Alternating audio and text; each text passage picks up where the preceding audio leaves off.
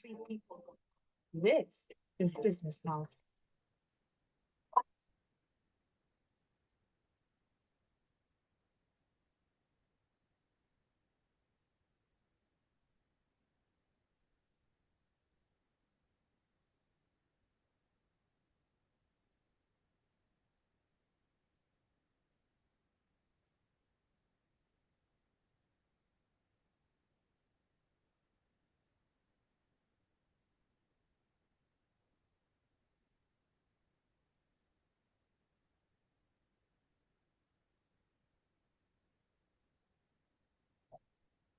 All right, Lagos, it is 16 minutes going to 5, and you are tuned in to Business Hub here on Smooth 98.1. And it is going to be an interesting conversation. Today, we're going to be taking a look at Nigeria's monetary policy. I know that the committee has concluded its 300th meeting. Well, that's a huge one when I think about the numbers. 300. Okay. And they've decided to hold its benchmark interest rate at 27.5%. Well, we'll be talking about that. What does this actually mean for businesses as well as the economy here in Nigeria? More so, um, how is it going to pan out? Well, to shed more light on this and give us back information, break it down as easily as possible. Yes, even if you're 5-year old, you'll be able to understand what she's going to be sharing with us. Well, my guest is Jennifer Audu. She is an investment research analyst. She's with First Asset Management. Good evening, Jennifer. Good to have you with me. Hi, good to be here. Thank you for having me. All right, great, great. Well, Lagos, you are also here, so you get to share your thoughts as well. Have questions you want to ask? Please come through. I'd love to know indeed how things are working out for you. Hmm. All right. Talking about this, right? Let's even start with this. I know that we need to define some terms for our listeners. First off, what is the monetary policy rate? What that's the MPR, and how does that even impact businesses and the economy? So like I said, break it down for us like we're 5-year olds and trying to understand what this whole business is all about. Okay, so if I were to explain in the simplest term what the monetary policy rate is, I would say it's a benchmark interest rate that's usually set by the central banks of most economies, right? All right. To just put it in simplest term, would say it's the foundation in which the lending rates that are charged by banks is built on. So banks charge their lending rate on the back of the CBN's monetary policy rate. Now, Mm, as to the impact on businesses and looking at the impact of the monetary policy rate on businesses, I would say look at it from this point now. If the monetary policy rate is increased, right, mhm, it will simply mean that borrowing becomes more expensive for businesses, borrowing becomes more expensive for the average Nigerian, the average individual, and this will right. just looking at how it will impact in the economy. It will mean there will be reduced spending in the economy. There will also be reduced investment, and that is just on the back of the fact that the borrowing cost is now higher, right? And this would also affect economic growth. It would mean reduced economic growth. But if the monetary policy rate is reduced, right, it will mean borrowing becomes cheaper for businesses and for individual, and then it will stimulate more spending, which will mean economic growth. So it will just promote reduce monetary policy rate means economic growth essentially. Okay. Well, that is good stuff. If the economy is growing, and that's what we're looking forward to, seeing how the markets and life generally has been so far. Anything growing is what we want in Nigeria as we speak. So now that the rate is at 27.5%, What's the decision? How did they come about the decision? What even brought them to this point? Okay, so like I mentioned earlier on, when looking at the monetary policy rate, look at how Right. it impacts the economy, right? Mhm. And so far, the main focus of the monetary policy rate, the working with the monetary policy rate is built on is taming inflation, right? Okay. That's looking at consumer spending. Hmm. So the monetary policy rate at the current still with the MPC just maintaining the monetary policy rate at 27.5. It Right. just means that the focus is now on anchoring inflation. That's keeping inflation numbers where they currently are. Based Okay. on the recent inflation figures that we are seeing, inflation is down to 23.7%, and this Right. is coming from 24.23% for the month of March, right? So based on what we believe the Monetary Policy Committee, the aim so far is to ensure that this deceleration, the slowing trend that we're seeing in inflation number continues, right? And then you could also look at it in terms of the broader economy. Now, them keeping the monetary policy meeting maintaining the policy rate at 27.5% means they're Right. also trying to ensure price stability, the Mm. FX market especially, right? So Mm. the main focus right now is to anchor inflation and then to ensure that there's stability in our foreign exchange market. Well, anytime I hear anything that has to do with the foreign exchange and making things better, oh my days, I'm just excited. That means that I can, at some point in time, be able to uh, just get in there, tell them, okay, the dollar has come down, so I can do anything I want. Oh my word. But yes, great, great stuff indeed. And now that we're even talking about this, what would the impact of the benchmark be on now? We've seen it from the perspective, the bigger perspective. Now let's look at it from the smaller perspective. For firms, for individuals, what does that even portend for them? Okay, so with the monetary policy rate still at the 27.5% levels, that's high. That's still high, right? Even though the stance is a hold. So what it will mean for businesses right now, Mhm. especially small businesses, would Right. see constrained credit, right? They wouldn't have access to credit.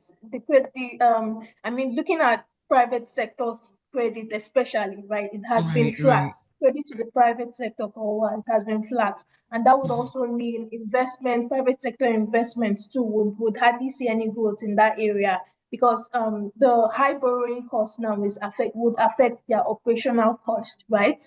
And their Right. access to money from the banks. It will not be easy for them to expand in terms of growing their businesses and even in terms of their operation right now. As to the impact for individuals, right, we're likely to see loans that individuals would usually get from the bank now they'll be getting it at still at the higher rate, right? Oh, Because okay. the like I mentioned earlier on, the MPR is tied to the lending rates that the banks give True. businesses and individuals. Oof. Well, we still have a long way to go when we think about it. But even though it seems like it might be long, is there yes, I say it's long because everybody's just looking at, oh, okay, so the NPR is out. We're hoping that it's going to favor everybody. It's going to make the markets a little more stable. It's going to make it easier to transact business and everything else in between. But now that we're seeing this numbers, now makes me question um, what the impact will be for investment securities like treasury bills and bonds, especially as I don't know. Right now, it seems like a lot of people are just getting to know about what treasury bills are, what bonds are, and they're now more or less running into it. Before it used to be shares. Now you're Yeah. seeing this ones and you're like, okay, the government has so and so. So let me just see how I can get into it. So how will it also impact individuals who are trying to make more investments, who are trying to see how they have appetite for investing. Okay. the impact that would likely see on investments like treasury bills, like bonds. I mean, all of these are government securities, right? Right. And just to cap it up, a higher benchmark rate would generally lead to higher yields on government securities like the treasury bills and the Mm, bonds, right? okay. So for treasury bills and bonds, we're likely to see more attractive returns. I mean, current yields on treasury bills, we are looking at the 1 year treasury bill now at a stop rate of about 19.63% as at the last auction. And Okay. even coming from the auction before that, it's still at that high 19% levels, right? For the bond market, we are seeing the recent issue for the 5 year bond instrument and the 7 year bond instrument. We are seeing stop rates at about that 19% level to 19%, 19.99% levels. So that Mm-hmm. just means that the average investor that is buying into government securities stands to get higher return on their investment. And we believe with the current gold stands on the MPR at that 27.5%, we're likely to see increased investors' appetite on investment securities like the treasury bills and the bonds. But I mean, there'll still be I mean, when someone is gaining in the market, once someone else is losing. So the person on the losing end right now will be the government, and that's in terms of their borrowing cost. So the Okay. investor is buy right now. Oh, so if you haven't invested, well, if it's gone, it's gone. I just advise you that you ask the right managers and get the right information. So you are also cashing in before they say, Otilo. All right. Yeah. While we're still talking about that, let's even come to, well, there's something I saw that I need you to help me understand or at least break it down, and has to do with this asymmetric corridor around the MPR. I know that it was unchanged at, I'm seeing it at 500 plus, and there's also the minus 100 basis point. I saw that. I was confused. I'm like, what does this even mean? So I need you to break it down. So since I'm also a novice in this department, how do I even understand it? How do I even go about it? Okay. Okay. Let me try to break it down this way. So the asymmetric corridor, right? It defines the range in which the CBN's standing lending facility and the standing deposit facility operates, right, in relation and relative to the monetary policy rate, right? Okay. So the plus 500 basis points simply means that the standing lending facility would be at 32.5%. That's 500 basis points plus the MPR. So this is Okay. the rate at which the banks will borrow from the CBN, right? Right. Then when you look at the minus 100 basis points, that applies to the standing deposit facility. So it means the Right. standing deposit facility minus 100 basis points, which puts it at 26.5%, right? So this is the rate which the CBN pays bank for the deposits that they keep with the CBN. So just tying it all together, I mean, the wide gap now encourage banks to lend to the real economy rather than deposit Mm. idle funds with the central bank. That's what it simply means.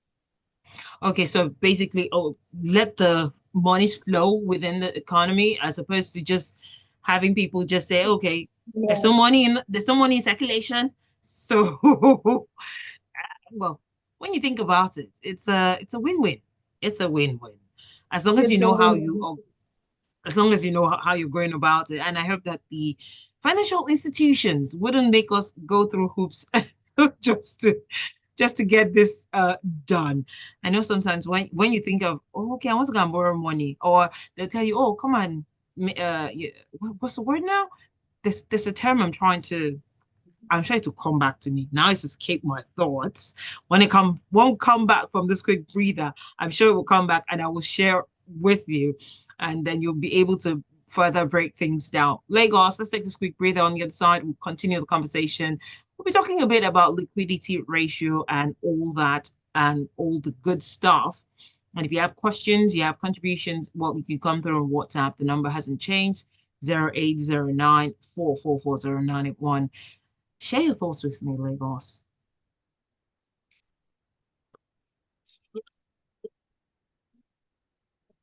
Okay, just a quick breather. Basically about a minute or thereabout. So we'll be back in.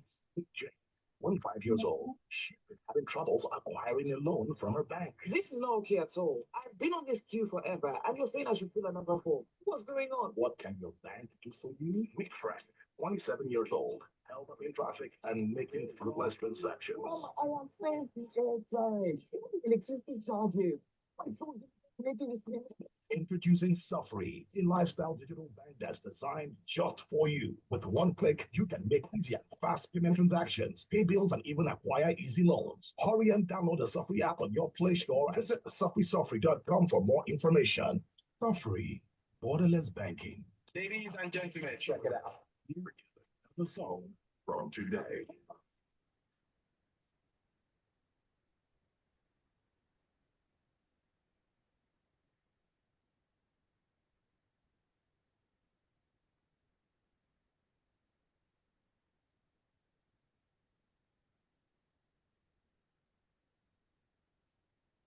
All right, Lagos, it is 32 minutes, Compass 5. You are tuned in to Business Hub here on Smooth 98.1. And today we are taking a look at Nigeria's benchmark rate and how it's impacting the Nigerian economy. And my guest this evening is research analyst Jennifer Audu. She is with First Asset Management, and she's been, shedding light and breaking things down for even a 5-year-old to understand, which is very, very helpful, if I may add.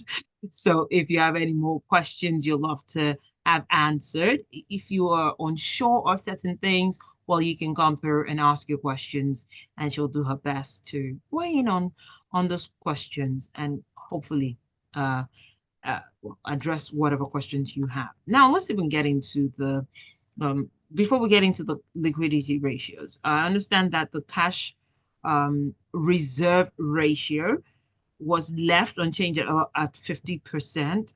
That is for deposit money banks, and then 16% for merchant banks.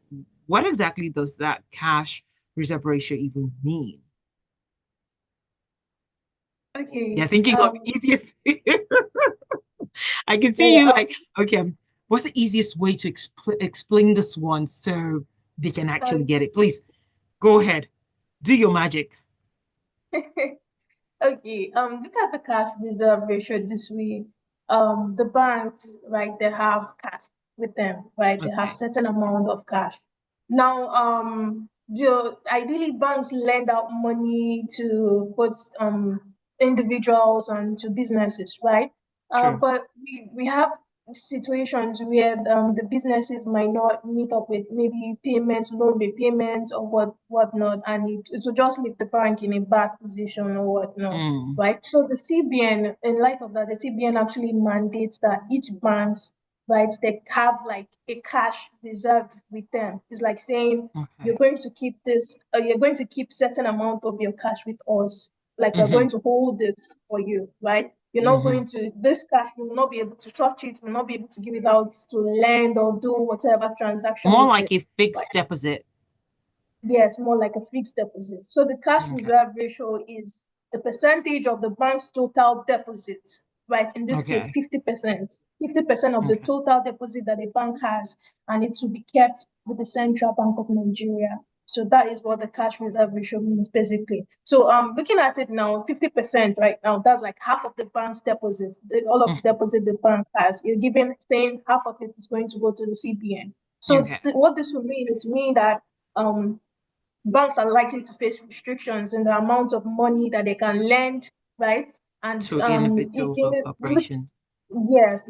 So looking at it from an economic perspective is actually a good thing because it reduces the amount of money that is in circulation and also tapers down inflation pressure, because if there's too much money in the system, likely to Mm, see more spending, which will lead to higher prices of goods because you have too much supply, right? Too much supply in the markets, right? You right. have so many people with the money to buy things. So it means the bank basically means the bank have less liquidity, and this would definitely affect credit available in the economy. Mm. Okay. Well, that is understandable.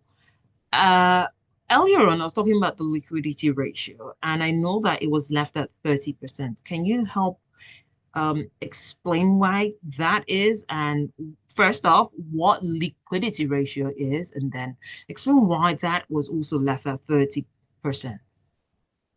Okay. So the liquidity ratio in this case now, it's say the Money is like minimum. okay, Yes, the minimum portion of a bank's liquid assets, right? right. So by liquid asset now, I mean the bank's cash and then the Hmm. bank's security, like the part of the bank's investment that they have in government securities. That's compared to Right. the total liability that a bank has, right? Mm, So the liquidity ratio kept at 30% simply ensures that banks have enough liquid assets to maintain okay. their short-term obligations, right? Remember I said the CRR actually restricts the amount of cash that the bank has. So the Right. 30% liquidity ratio now ensures that they maintain enough liquid assets to meet Right. short-term obligations going forward. And it will also Mm, just support financial system stability by reducing any risk of insolvency whatsoever that a bank might face going forward. mm. Okay, great stuff. And that makes it even more interesting. Okay, so if you if this is actually going to help well, individuals who are trying to get funds, also stabilize the economy, hey, great, great, great indeed.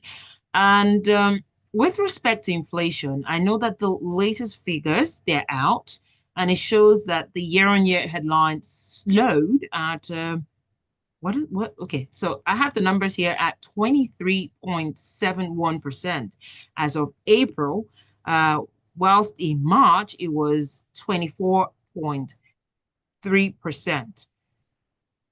However, food inflation also slowed to 21.16% rather in April, and then in March it slowed to 21.79%.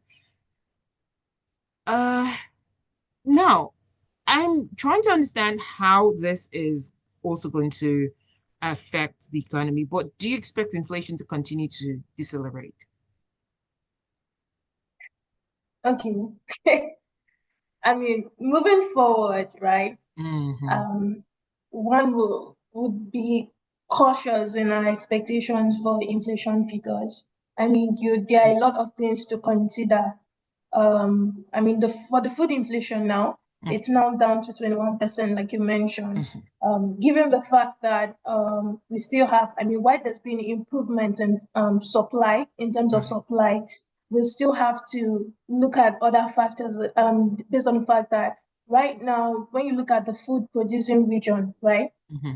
there's the expectation that they are currently having issues around Right. insecurity. True. That's still ongoing right now. Areas Hmm. like Benue State, farmers and Jos, they're still facing those insecurity, and we know that that is definitely going to affect food production, right? True. And True. that would in turn affect food inflation. And then there's also to consider looking at climate weather conditions right now. Mm. We're not seeing as much rainfall as we'll see, right? And that would Hmm. also affect harvest yield going forward, which will also affect food inflation going Right. forward. So considering all of these factors now for food inflation, I mean, the expectation going forward in the near term is that food inflation would just continue on this trend. We'll continue to see a moderation, right? As long as we don't see maybe the rainfall doesn't become, I don't know, we don't see less rainfall going forward, which will affect the harvest yield. Because if that Okay. happens, we're likely to see an upward trend. That's we'll see a reversion in what's the slowdown in inflation, food inflation right now. And this would also affect the general headline inflation number for the core inflation figures, right, a general component, a major component would be energy cost, Ah, right? But yeah, given the recent naira for crude deal that was struck, that contributed to a moderation in energy cost and also transportation costs for the month of April, right? And that was a factor that led to the slowdown in core inflation figure. But the FX component on the core side, on the core inflation side, also plays a huge role.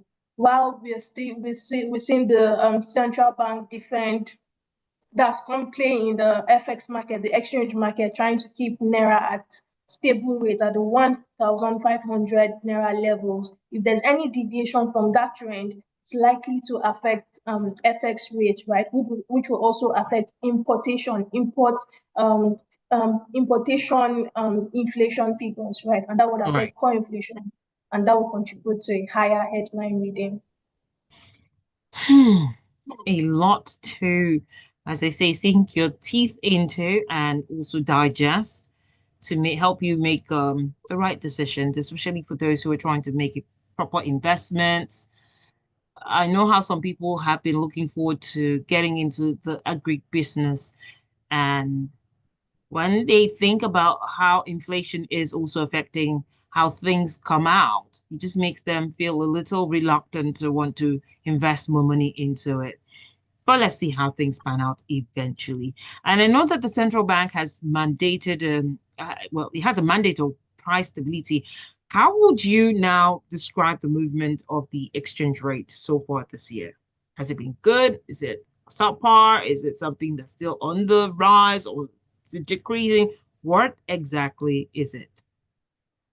Okay. Okay. Looking at the exchange market, right? I mean, coming from 2024, when we saw significant volatility in the exchange rates, right?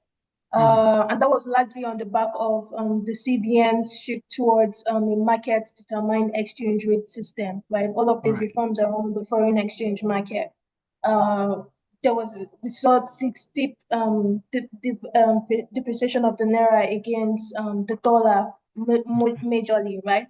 But so far in 2025, we've seen, I would say, relative stabilization, right, due to FX supply, right, and then renewed investors' confidence.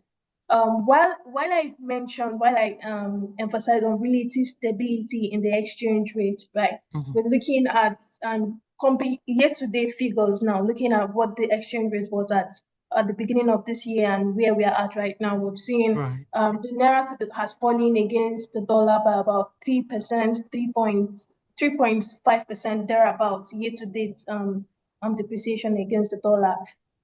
Like I mentioned earlier on, the CBN, we've seen series of interventions by the CBN in the FX market, and that is just in a bit to ensure that price stability that is now their mandate and has been their mandate for a while now. So would expect that they'll continue to play in the market, right? We've seen CBN's intervention so far has amounted to over $100 million so far in the market, right? And that's just to keep, because we believe they are comfortable, and based on the budget figures, the 2025 year budget, they want the exchange rate to be at that 1,500 levels, and we've seen them doing everything to ensure that it stays at that level. It's a level that they're comfortable with, and we believe it's like a new norm now going forward. Thank you so much for, all the insight that you shared this evening. And I'm sure that Lagos has also learned, just as I continue to learn. However, if they have more questions, how can they reach out to you on your social media handles? Okay, I am mostly reachable via LinkedIn. You can find me in my LinkedIn profile, Jennifer Audu, of First Asset Management. So once you search First Asset Management, you will find me. Thank you so much. And Lagos, as always, if you have questions, you know where to find Jennifer. It's not on IG, it's not on X, it's on LinkedIn. So please go there, search for her, and ask your questions. She'll break it down as easily as she's done here. Which, if you ask me, she's done so great at it. But as always, more interesting music coming through and more conversations as you journey along. But one thing is certain, we're hoping that our dreams come through and hey, the economy also gets stabilized. But Lagos still going to wear. Stay tuned to Smooth 98.1.